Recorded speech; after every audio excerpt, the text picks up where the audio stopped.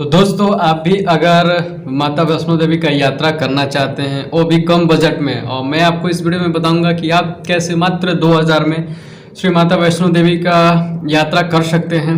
और मैं आपको सारा अपना जुगाड़ बताऊंगा जिससे आप यात्रा कर सकते हैं और किन किन बातों का आपको ध्यान रखना चाहिए और आपको क्या क्या करना चाहिए। तो इस वीडियो को लाइक कर दीजिए और आगे बढ़ने से पहले अभी तक आपने हमारे चैनल को सब्सक्राइब नहीं किया तो सब्सक्राइब करके बेल आइकन दबा लीजिए ताकि भविष्य में आने वाली वीडियो का नोटिफिकेशन सरलतापूर्वक आप तक पहुंचता रहे। तो चलिए वीडियो शुरू करते हैं। देखिए मित्रों, सबसे पहले आपको अगर श्री माता वैष्णो देवी आपको जाना है तो आपको सबसे पहले जम्मू जाना पड़ेगा। जब आप जम्मू कश्मीर में एंटर करेंगे उससे पहले मैं आपको बता दूं कि अगर आप जाना चाहते हैं तो सबसे किफ़ायती आपके लिए क्या होगा। सबसे किफ़ायती आप ट्रेन से जाइए। ट्रेन आप दिल्ली से कहीं और अन्य कहीं हर जगह से आपको स्टेशन से मिल जाएगा, आपको जम्मू तक पहुंचिए। उसका किराया मान लीजिए अगर दिल्ली से जाएंगे तो 350, 400, 500 तक आ जाएगा स्लीपर का। और उसके बाद जहाँ तक बात किया जाए, देश के हर एक कोने से जम्मू तक ट्रेन जाता है। दिल्ली से कुछ कुछ ट्रेन है जो सीधे कटरा तक जाता है। कटरा तक अगर मिल जाएगा तो बहुत अच्छा बात है, और नहीं मिलता है तो जम्मू तक जाइए। और जम्मू स्टेशन से जैसे ही आप उतरेंगे तो आपको सामने ही आगे में बस लगा रहता है, स्टेशन से बाहर ही। वहाँ से बहुत सारे बसेस जो हैं वो कटरा की ओर जाते हैं।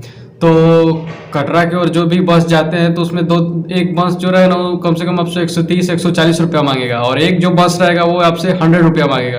तो आप 100 रुपया वाला प्रेफर करिए, उसमें जाइए और बैठ जाइए। और जम्मू से कटरा का जो दूरी है करीब आपको 60 किलोमीटर के आसपास होगा।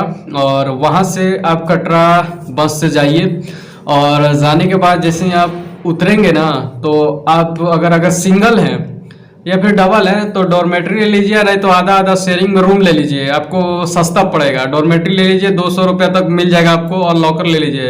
ये सबसे सस्ता वाला तरीका है। अगर उसी दिन चढ़ाई करना चाहते हैं तो और भी आपको मज़ा आ जाएगा। नहीं तो मान लीजिए इतने दूर का सफ़र किए, थोड़ा थक गए हैं तो आराम से डॉर्मेट्री ले लीजिए, 4-5 घंटा रेस्ट करिए, उसके बाद नहाइए। और नहीं नहाना है तो चल जाइए बाणगंगा ऊपर जो आता है उससे आप नहा सकते हैं। पहाड़ पर से पानी आता है बाणगंगा का, वहाँ नहा सकते हैं। और नहीं तो ऊपर में जब आप भवन के पास जाएंगे तो वहाँ पे व्यवस्था बनाया गया है नहाने के लिए, लेकिन पानी वहाँ का गजब का ठंडा रहता है। इस बात का ध्यान लीजिए रखिए। और दूसरा बात मैं आपको और बताना चाहूँगा, जैसे ही आप जम्मू कश्मीर में एंटर करेंगे, पठानकोट कैंट जो रेलवे स्टेशन है उसके आगे कुछ दूरी पर 10-15 मिनट के बाद आपका नेटवर्क काम करना बंद कर देगा, क्योंकि जम्मू एंड कश्मीर में अदर स्टेट का नेटवर्क काम नहीं करता है। तो अगर आपका पोस्टपेड सिम है तो काम करेगा, लेकिन प्रीपेड है तो काम नहीं करेगा। तो इसलिए सिम आपका फ़ोन है जो बन जाएगा आपका डब्बा। तो अगर वाईफाई का इधर उधर व्यवस्था हो जाता है तो बढ़िया बात है, नहीं व्यवस्था हुआ तो फिर समझ सकते हैं। तो इसीलिए साथ साथ रहिए, गड़बड़ाइए मत, नहीं तो गड़बड़ा जाएंगे तो फ़ोन भी वहाँ नहीं लगेगा, फिर कैसे फ़ोन करिएगा, दिक्कत हो जाएगा ना। तो इसलिए साथ साथ रहिए अगर ग्रुप में जा रहे हैं तो, और नहीं अकेले जा रहे हैं तो फिर तो कोई बातें नहीं है। और किन किन बातों को ध्यान देना चाहिए, सबसे पहले जब उतर के डॉर्मेट्री लीजिए, लॉकर ले लीजिए, 200-300 रुपये तक मिल जाएगा। और होटल रूम ले रहे हैं तो होटल के ऊपर मैं वीडियो बनाया हूँ, जाके जरूर देख लीजिएगा होटल रूम का। होटल रूम आपको 500, 700, 800, 1000, 2000 जितना अनुसार आपका बजट है उस अनुसार आपको मिल जाएगा। उसके बाद आप वहाँ से चढ़ाई के लिए स्टार्ट कर दीजिए। वहाँ से आपको सीधे बाणगंगा की ओर जाना है। प्रवेश में आपको पहले यात्रा पंजीकरण करवा लें, बस स्टैंड के बगल में ही है, जो कि मुफ्त में हो जाता है। उतरने के साथ ही आप करवा लीजिए, जो कि 6 घंटे तक वैलिड रहता है बाणगंगा तक।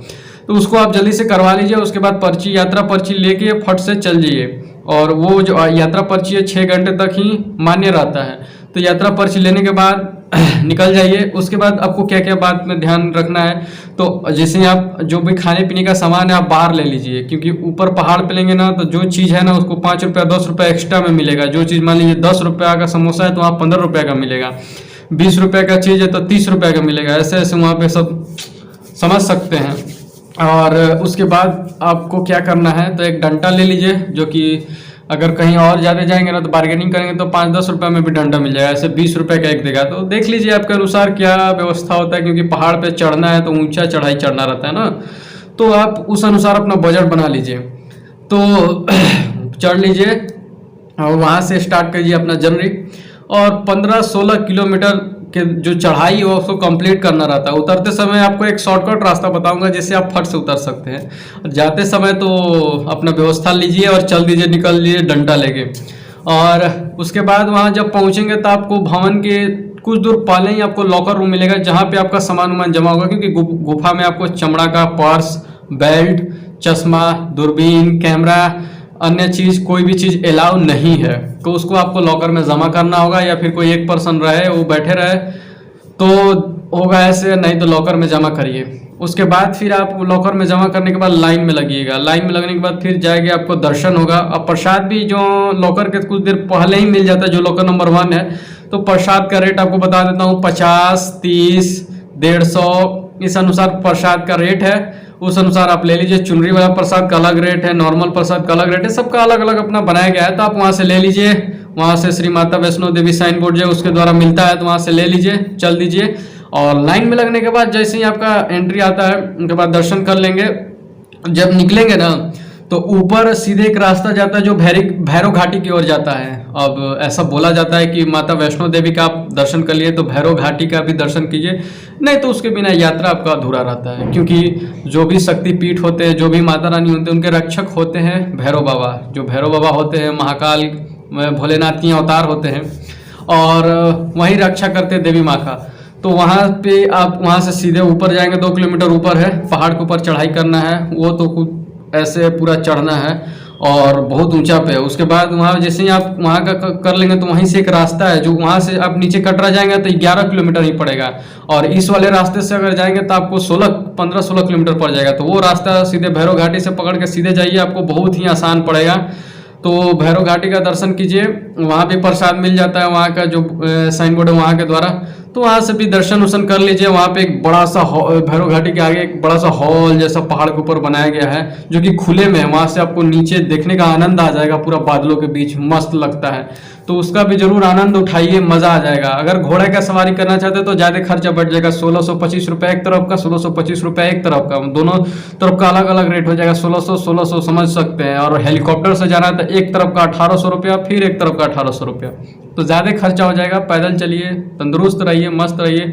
वैसे भी आपका स्वास्थ्य का चेकअप भी हो जाएगा कि कितने आप तंदुरुस्त हैं। और उसके बाद अपना यात्रा कंप्लीट करिए, फिर नीचे आइए। नीचे आइए, अगर आपको आते आते सुबह का 2-3 बज जा रहा है, 4 बज रहा है, तो आराम से आइए, अपना सोइए, फिर खाना वाना खा के निकल जाइए। और ऐसे आप कुछ करेंगे तो 2000 में घूम लेंगे, कोई दिक्कत वाला बात नहीं होगा। अगर और थोड़ा सा 1000 रुपया बजट बढ़ाना चाहते हैं तो आप वहाँ से शिवखेड़ी घूम सकते हैं, जो कि महादेव का गुफा है। उस पर भी मैं वीडियो बनाया हूँ, जाके चैनल पे जरूर देखिएगा। जब भस्मासुर का कहानी सुनेंगे कि जिस पे हाथ रखता था वो जल के भस्म हो जाता था, तो वो उसी के भगवान शिव का तपस्या करके उनसे ही वरदान मांगता है। उसके बाद भगवान शिव पे ही ट्राई करने लगता है कि अरे भगवान शिव भस्म होने की नहीं। तो भगवान शिव जाके उस गुफे में छुपे थे। उसके बाद फिर विष्णु भगवान आए, पार्वती जी का रूप धारण करके नृत्य करने लगे। उसके बाद वो देखते देखते इतना मोहित हो गया कि अपने ऊपर ही वो अपना हाथ रखा, वही जल के भस्म हो गया। भगवान शिव से मजाक कर रहा है, मजाक चल रहा है यहाँ पे आए। तो उसका यही खेला था।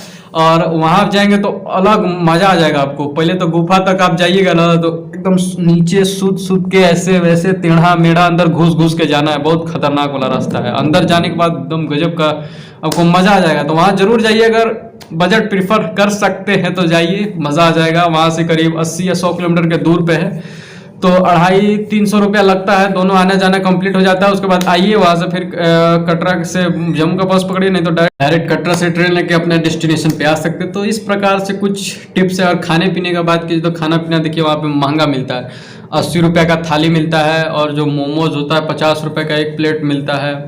और बाकी जो गुलगप्पा होता है, फुचुक्का होता है, वो पता है 20 रुपये का 6 मिलता है। तो खाना पीना बड़ा महंगा है यार वहाँ पे।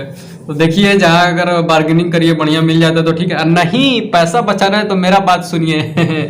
भंडारा चलते रहता है, जिसमें हमारे जैसा गरीब आदमी का अत्यंत कल्याण हो जाता है। कढ़ी चावल, कभी पनीर मिल गया था। एक दिन तो हम लोग सेवई कढ़ी था, एक दिन पनीर भी मिल रहा था। तो उस दिन हम लेट से पहुंचे, तो मतलब मेरा ऐसे ही खाना का पैसा बच गया था, 300-400 रुपया बच गया, समझ रहे हैं। एक दिन का हमारा 3-4 दिन थे ना हम लोग वहाँ पे, तो उतना दिन का सोचिए पैसा बच गया। एक टाइम तो कम से कम रात का शाम का जो था निकल ही गया। तो आप चलिए, जहाँ पैसा जाता है तो कुछ दान उन दे दीजिए 100-150, और उसके बाद 2-3 दिन चापिए, कोई दिक्कत वाला बात नहीं है। तो ऐसे आप चाहे तो पैसा बचा सकते हैं, नहीं तो फिर जाके होटल या फिर छोटा मोटा ढाबा है तो वहाँ खा सकते हैं, कोई दिक्कत नहीं है।